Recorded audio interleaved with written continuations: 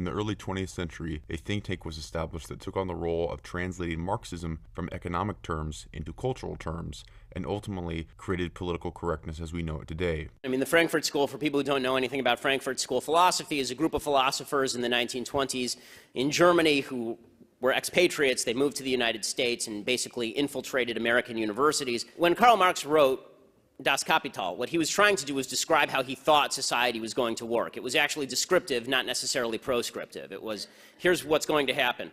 He thought class warfare would eventually break out and destroy the capitalist infrastructure. When that didn't happen, World War I basically dissuaded the international left of this because there was no class uprising to start World War I. It turned out that poor French people were happy to fight poor German people, and all of them were happy to fight poor Russian people. So when that fell apart, what the Frankfurt School decided is in order to make this change happen, we can't just wait for this change to happen, we have to change the culture. And the Frankfurt School basically decided to change the culture from the roots out. The Frankfurt School would be the vehicle that translated Marxism from economic into cultural terms, giving us what we now know as political correctness. Although the school was originally supposed to be known as the Institute for Marxism, they decided to change the name because it was not to their advantage to be openly identified as Marxist. The last thing political correctness wants is for people to figure out it's a form of Marxism. So instead they decided to name it the Institute for Social Research. One of the instrumental early members, Jorge Lukács, who was aware the class uprising predicted by Marx didn't happen in World War I, had to devise something else to create a revolution. He also theorized that the great obstacle to the creation of a Marxist paradise was the culture, Western civilization itself. Lukács identified that any political movement capable of bringing Bolshevism to the West would have to be, in his words, demonic. Gramsci and Lukács argued that Western culture had blinded the working class to its true Marxist class interests. Before a Marxist revolution could take place, Western culture had to be destroyed. New cultural forms must be found to increase the alienation of the population in order for it to understand how truly alienated it is to live without socialism. The task of the Frankfurt School then was first to undermine the Judeo-Christian legacy through an abolition of culture, and second to determine new cultural forms which would increase the alienation of the population, thus creating a new barbarianism. In 1932, Herbert Marcuse became a member of the Institute for Social Research. Marcuse would ultimately become the most important member of the Frankfurt School for the development of political correctness. In the 1950s and 60s, Marcuse would complete the translation of Marxism into cultural terms and inject it into the New Left. It was Marcuse who finally answered the question posed by Horkheimer in the early 30s. Who could substitute for the working class as an agent of revolution? And in the 60s, what they discovered is that instead of using class, which is difficult, it's difficult to get a poor white guy to sympathize with a poor black guy, instead what they would use as a proxy is racial groups. They would use racial groups to tear down the United States and the capitalist system, suggesting that racial groups are the victims of capitalism. If we can just pose a racial group against a racial group, then that, and mix in a little bit of socialism in there, we'll end up with a more civilized world. The first was the idea of building a rainbow alliance of grievances. Yeah. And so they'd find different groups, they'd persuade them that Western society and the patriarchal society, capitalist society, the nation and so on, in some way discriminates against them, and then use that discrimination against them to bring them into a larger alliance of disparate groups, very often in fact mutually hostile and antagonistic, or certainly with different interests. A classic example now would be the way in which the left tries on the one side to mobilise and use the homosexual lobby, and on the other side works with radical Islam, which wants to stone homosexuals to death. There's no principles here, it's just a matter of them dragging everyone they can into this big broad church. Breaking things down and mould them back together again in a way of destroying what society we've got left. Indeed. They decided to start cultural Marxism. And as we can see, cultural Marxism is exactly what communism is. But in addition to the economic factors that Karl Marx emphasized, they believe that culture is central to the legitimation of oppression. In other words, these people are going to say, the problem in society isn't necessarily the economics, which they are, but it's also the culture. It's because women are oppressed in movies. Black people aren't represented in comic books. Women are very mistreated in video games. And they are going to get strongholds and footholds into these subcultures. They're like parasites, if you will. It is a parasite ideology. Communism never builds anything. Communism isn't about building the equal society. Communism is about taking a society that already exists and cause a revolution within it. And this is exactly what cultural Marxists do. They go into comic books, for instance, comic book journalism, and then they start complaining, bitching, whining, signing petitions, trying to get things banned in order to get power, in order to have the authority to scare the shit out of the people that are drawing comic books, so that they only draw comic books according to their desires. And as you can see here, they are very much against capitalism, nationalism, the nuclear family, gender roles, race.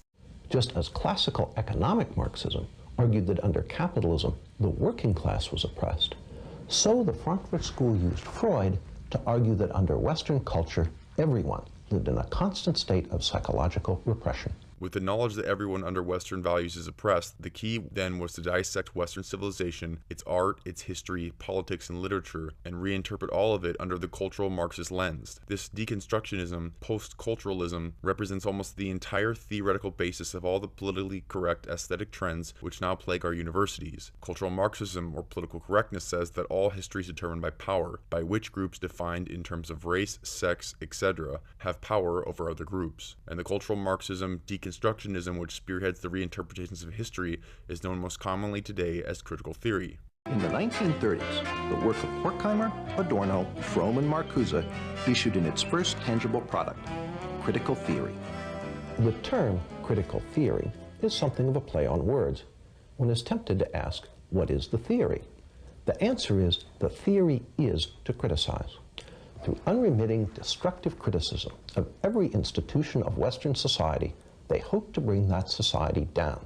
Critical theory says, let's tear everything down. Attack, attack, attack. Remember, the left never stops. I like to say they never stop, they never sleep, they never quit. They're always on the attack because they have nothing to defend. We're in this odd position of being the guys in the castle with a relentless horde of attackers. We can never defeat them. Their idea was that they'd attack the foundations of Western civilization, because once they'd gone, it would make it easier to have a communist revolution. So that's where they started. And so they set about, they decided to do it primarily in two ways. The first was what they called the culture of critique, which was just a system of thought whereby they would simply critique, attack, verbally and intellectually attack aspects of Western civilization, the church, the family, democracy and so on, proper democracy. They'd simply attack and attack and attack, and like water dripping on a stone, would gradually wear it away. And the point isn't to come up with truthful attacks, the point is just to attack. They do it against us, they do it against me. You know, with plenty of this. They just invent whatever it is and then throw it at the target, and even when it's rebutted, don't then say, okay, sorry, we admit we were wrong, we'll leave you alone. Just carry on with the next lie, carry on with the next attack. So this cultural critique has been running since then against every angle of our society. The Frankfurt School was important in Marxism because they no longer believed really in the future, they only believed in destroying. And if you look at today's campuses, that kind of nihilism is really the dominant theme. That is, attack America. For the classical Marxist, it's Marxist economics. For the cultural Marxists, it's deconstruction. Deconstruction essentially takes any text, removes all meaning from it, and reinserts any desired meaning. So we find, for example, that all of Shakespeare is about the suppression of women, or the Bible is really about race and gender, and so on. The stuff we've been hearing about, the radical feminism, the women's studies departments, the gay studies departments, the black studies departments, all these things are branches of critical theory. What the Frankfurt School essentially does is draw on both Marx and Freud in the 1930s to create this theory called critical theory. The term is ingenious because you're tempted to ask, what is the theory? The theory is to criticize. The theory is the way to bring down Western culture, and the capitalist order is not to lay down an alternative, but criticize the existing. The Frankfurt School was careful never to define what critical theory was for, only what it was against. Not only did they apply critical theory to American society, they added some new elements. One was the Institute's so-called Studies in Prejudice, which culminated in 1950 in Theodore Adorno's immensely influential book, The Authoritarian Personality. In it, Adorno argued that the American people possessed many fascist traits, and that anyone who supported traditional American culture was psychologically unbalanced. It is no accident that today, the politically correct are quick to label their opponents fascists. and suggest that they need psychological treatment in the form of sensitivity training. You're a bigot. You're a fascist. You're homophobic. You're Islamophobic. You'll always notice that it's always an attack. It's not what they stand for, it's what they're against.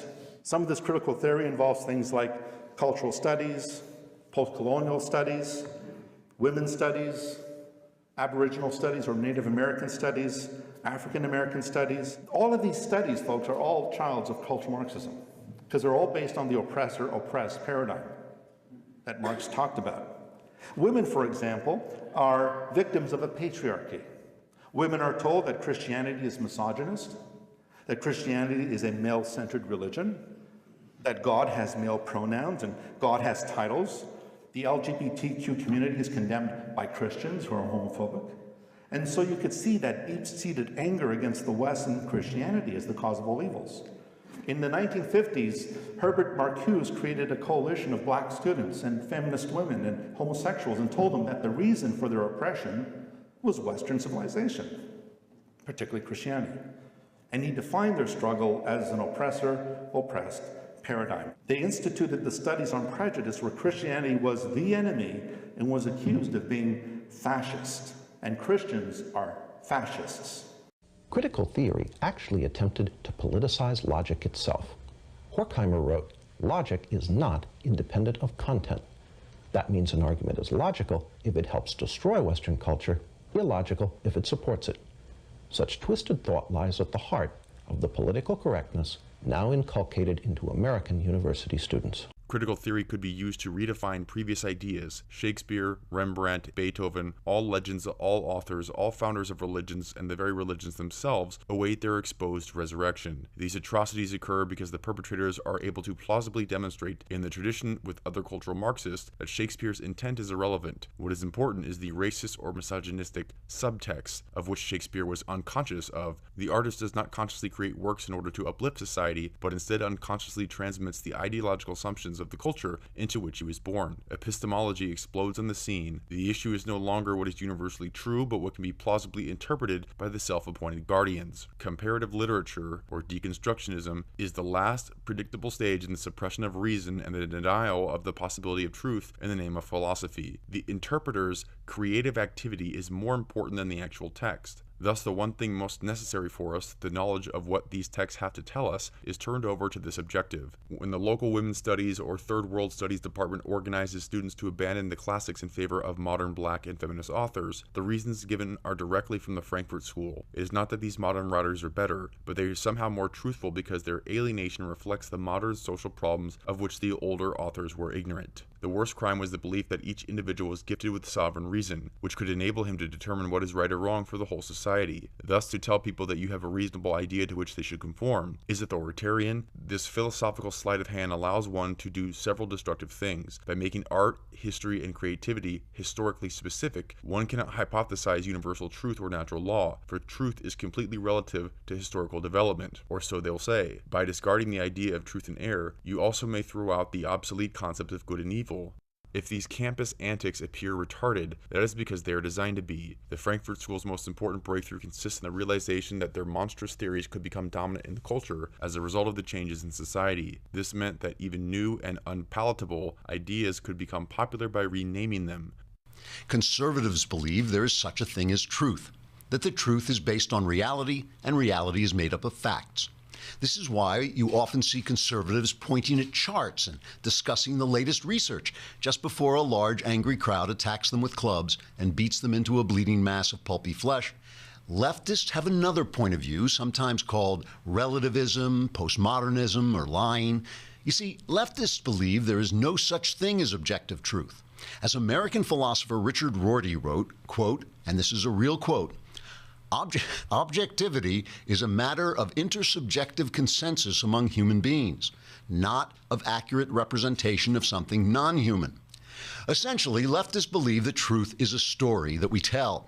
This makes language very important because language creates the story that creates the truth. Leftists, therefore, are very concerned with what things are called. If someone who can't walk is called crippled, for instance, that's prejudicial because it creates the impression